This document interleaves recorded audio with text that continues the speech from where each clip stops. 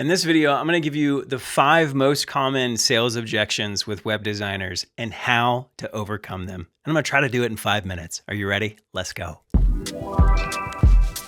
First up are credibility objections. And these sound like maybe you don't have enough experience or you've never worked with somebody in my industry. What's really going on is there's an expectation mismatch.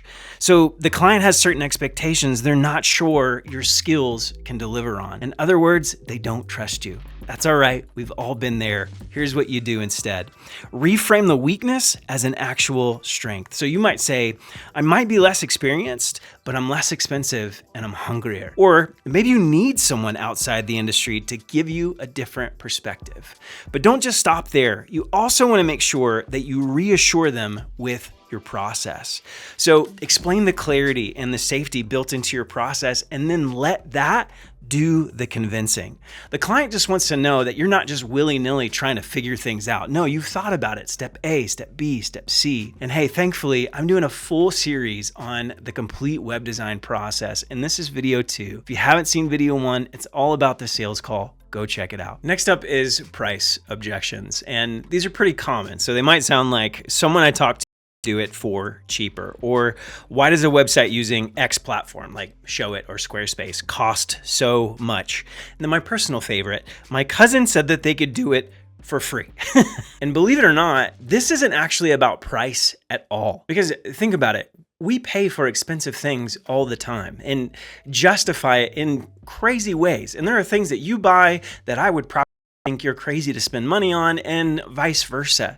But the difference is I see the value in the things that I spend money on. So what really happened here? You didn't actually figure out the value that the client was looking for from the beginning of the conversation. That's why asking a lot of clarifying questions at the beginning of a sales call is super important. But if you come to the end of a conversation and they're still having these types of responses, here's something that you can do. You get really curious. So you start asking things like, what are you hoping to get out of this project? So you're trying to kind of uncover the value that would make sense for them to pay the kind of money that you're asking for. Or one of my personal favorites, what would need to happen for this to feel like a no-brainer investment? So if you end up getting $10,000 extra every year because I built this website for you, would a $5,000 investment make sense to you? And then maybe offer some different perspectives. So something I say is hardly ever is something that's cheaper actually more valuable.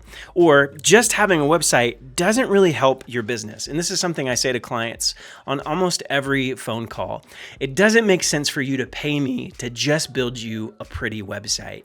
Instead, I really want to think about the strategy behind it and how it's going to help your business grow. Next up are commitment objections. And these might sound like, I want to think about it with my wife or my coworker or whoever, or I'm not ready to start just yet. And here's the thing, I am not a fan of being a pushy salesman. Don't push, but try to protect the momentum. So don't let them hang up and just ghost you. Instead, try to set up the next phone call right then and there, and then create a little bit of urgency. So what I say is, just FYI, I've got a few projects in the pipeline, and if we wait too long to get started, I might have to push you back even further than you would want. Then optionally, get curious about the delay. Say something like, what would make this feel more important right now? Don't push for a yes, just protect the next step. Next up, there's scope objections. And these sound like, I don't need anything fancy, just something simple. And then typically right after that, they'll say, so you should probably charge me a lot less. And what's really happening is that they're trying to itemize the value that you're offering. And here's what you want to do. You want to stop selling and start educating. One of your biggest roles in a sales call is to help potential clients understand what it is that you're actually offering them. Your job isn't features, it's outcomes. And when you chop scope down too much, those outcomes become a lot less likely. So highlight that when you're having that conversation. Finally, you've got the comparison objections. So these sound like, why shouldn't I just hire an agency? Or what happens if you get sick or disappear? These are real life examples from my past. So what's really going on is there's a perception mismatch. So the client perceives you as being less capable than another type of of business.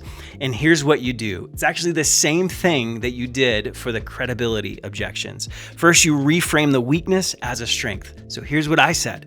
Agencies have a lot of red tape and might be way more expensive for the same exact value. And then follow it up with your process.